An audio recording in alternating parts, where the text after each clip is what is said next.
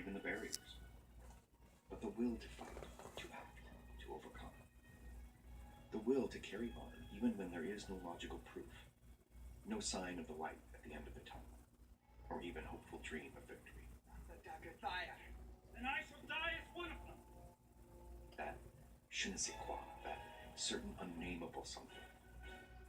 Perhaps I might be so bold as to offer the word inspiration, the process of being stimulated to do or feel something. But not just the inspiration to start it, to work on it, rather, the inspiration to see that it is so, to play whatever role with honor and virtue that it might come to pass in part or in whole because of your hand, and that it pass in celebration.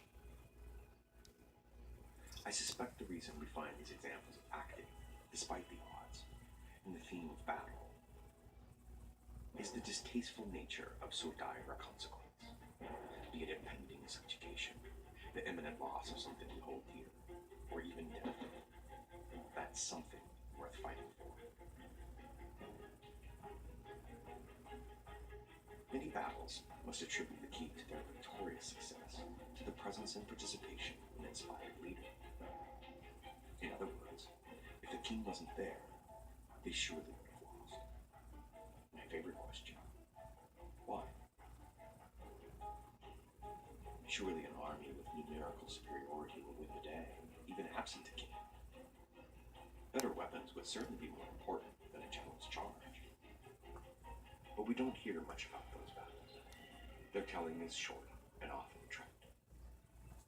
It is the tales of victory snatched from the jaws of defeat that ring epically throughout history.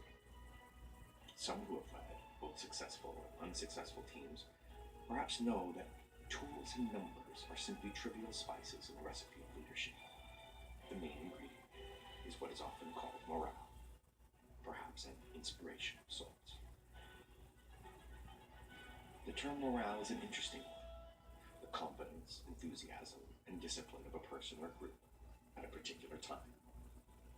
Its relationship to the word moral, sometimes so seemingly distant, despite holding the additional E.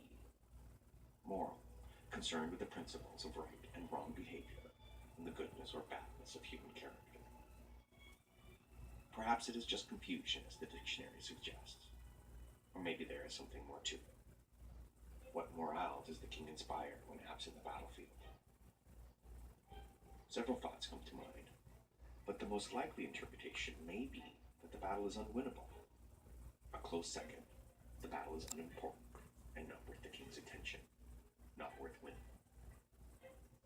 Given those signals, a soldier, a worker, a colleague, a friend, a loved one may well wonder if they should even show up to fight.